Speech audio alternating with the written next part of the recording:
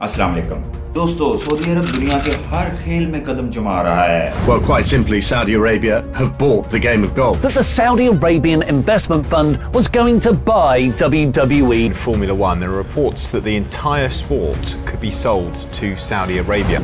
English premier league की team Newcastle को खरीदना हो और इसे दुनिया की महंगी तरीन फुटबॉल क्लब टीमों में से एक बनाना हो, या रोनाल्डो जैसे खिलाड़ियों को अपनी डोमेस्टिक लीग में खेलने के लिए $200 मिलियन की पेशकश हो, मेसी जैसे अजीम खिलाड़ी को विजल सऊदी का चेहरा बनाना हो।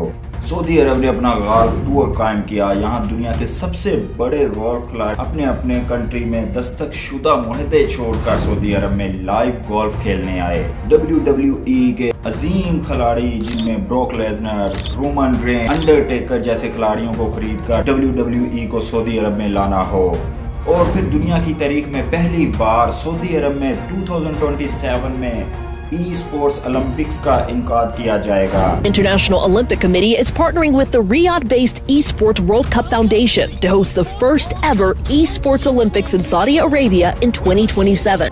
और इससे बढ़कर 2034 में फीफा वर्ल्ड कप का इनकाद भी सऊदी अरब में ही होगा। लेकिन अब बात यहाँ तक नहीं रही, सऊदी अरब क्रिकेट के मैदान में भी झंडे गाड़ना चाहता है।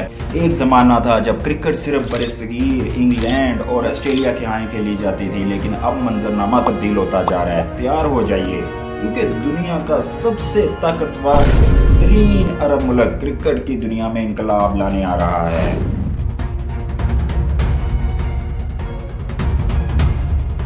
सऊदी अरब ने इंडियन प्रीमियर लीग में $5 बिलियन की सरमायाकारी की पेशकश की, जिसकी टोटल मालियत $10 बिलियन है, और सऊदी अरब ने कहा कि वो IPL की मालियत को $30 बिलियन तक ले जाएगा, लेकिन ये मुआहदा कामयाब ना हो सका। फिर सऊदी अरब ने $800 मिलियन की क्रिकेट लीग चलाने का दुनिया में ऐलान कर दिया। इसका मकसद के BCCI का दुनिया में क्रिकेट पर गालबा तोड़ना है, और ये कहानी दिलचस्प है क्योंकि BCCI सऊदी अरब की सिफारिशात को सुन रहा है, लेकिन जवाब में सिर्फ खामोशी इख्तियार की हुई है। कहा जा रहा है कि सऊदी अरब के पास इंफ्रास्ट्रक्चर नहीं है जो कि IPL जैसी लीग को कामयाब कर सके, लेकिन अगर मामला इतना आसान होता तो ये शायद वीडियो मौजूद ही ना होती, क्योंकि सऊदी अरब का $800 मिलियन का क्रिकेट लीग का नया प्लान कोई वहम नहीं है। हाँ, BCCI के तसल्लुत को तोड़ना आसान नहीं होगा, लेकिन ये नामुमकिन भी नहीं है। सऊदी अरब जो तेल, हज व उम्रा और बादशाहत के लिए मशहूर है, अब क्रिकेट में कदम रखने जा रहा है, और वो भी सिर्फ शौकिया नहीं बल्कि पूरी दुनिया की क्रिकेट को चैलेंज करने के लिए।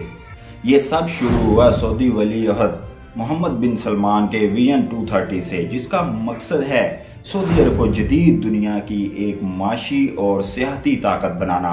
जैसा कि मैं पहले बता चुका हूँ कि उन्होंने गोल्फ, फुटबॉल, e-sports, WWE जैसे बड़े दुनिया के खेलों में कदम जमा चुके हैं और दुनिया को हैरान कर चुके हैं। तो अब अगला हदफ जो है वो है क्रिकेट।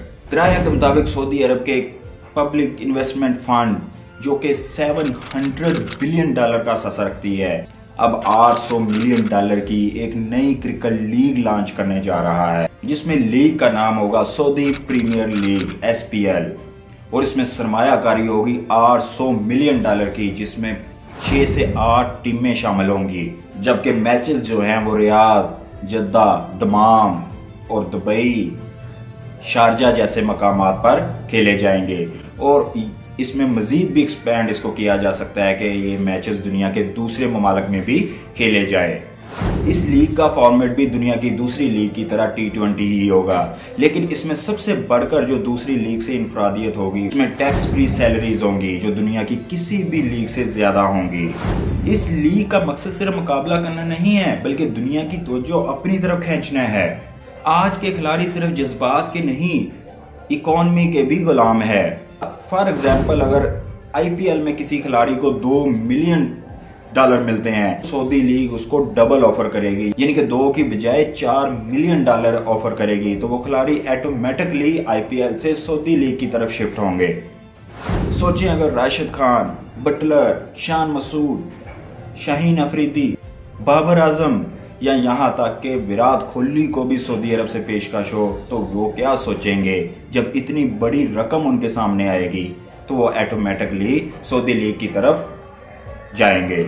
टैक्स फ्री तनख्वाहें, शानदार तर्ज जिंदगी और अरबी शाही मेहमान नवाजी, ये सब किसी के ख्वाब से कम नहीं।